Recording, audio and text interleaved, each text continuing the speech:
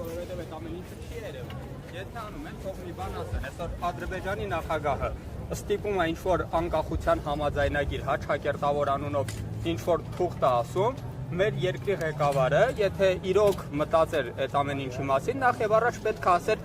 արի մեր գերիներին բաց թող, բոլորին։ Նոր մենք կնստենք, կքննարկենք այդ անկախության թե հռչակագիրա, թե համաձայնագիրա, թե պայմանագիրա։ Իշխանության ներկայացուցիչները, օրինակ այսօր Ալեքս Սիմոնյանն ասել է, որ այդ հարցը առաջ քաշելով բանակցությունները հնարավոր է գնան փակուղի։ Իսկ կներեք, ինչ է նշանակում բանակցությունները կարող են գնալ փակուղի։ Հայաստանի Հանրապետությունը ունի սահմանադրություն ու իշխանավորները պարտավոր են ենթարկվեն այդ սահմանադրությանը։ Ըստ որի Հայաստանի Հանրապետությունը իր քաղաքացիներին պետքա պաշտպանի աշխարհի ցանկացած անկյունում։ Եթե այսօր մեր քաղաքացիներին տանջում են Բաքվի բանտերում, եթե այսօր մեր քաղաքացիներին Բաքվի բանտերից ապօրինի դատավարություն են իրականացնում, այդ մարդկանց հետ ինչ խաղաղության մասին է խոսքը, ոնց կարելի է վստահել այն իշխանությանը, որը թույլ է տալիս իր քաղաքացիները ուրիշ թշնամու տարածքում բանի ենթարկվեն։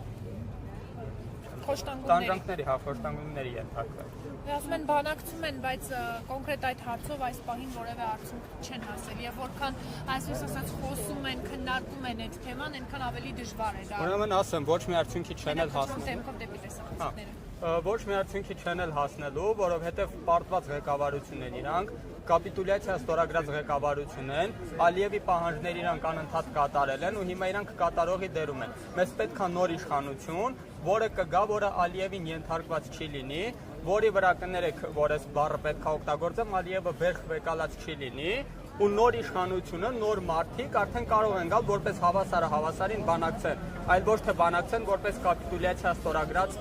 մեկի հետ, ոնց որ Ալիևն է։ Հիմա կա փաստացի հաղթած կողմ ու պարտված կողմ։ Ինչի պետք է հաղթած կողմը, ռեալ ուժեղ կողմը ինչ որ զիջումների գնա։ Այդպես չի լինում։ Դրա համար կապիտուլյացիա ստորագրած ղեկավարությունը պետք է հեռանա, գա նոր իշխանություն ու ինձ համար ասեմ, որ մեկա թե ով կլինի, ուղղակի նոր իշխանություն այս երկրի, որը կապիտուլյացիայի հետ կապ չի ունենա, որը հավասարը հավասարին արդեն կսկսի բանակցել նախ մեր գերիների համար, հետո արցախցիների ինքնորոշման իրավունքի համար, նոր դրանից հետո արդեն մենք կարող ենք ինչ-որ խաղաղության մասին հարցեր քննարկել։ Քանի այդ ամեն ինչը չկա, քանի Բաքվում են գտնվում իմ հայրենակիցները, իմ համաքաղաքացիները, ես այդ մարդկանց հետ խաղաղ չեմ ապրի։ Ես չեմ ապրի խաղաղ այն մարդկանց հետ, ովքեր այսօր մտել են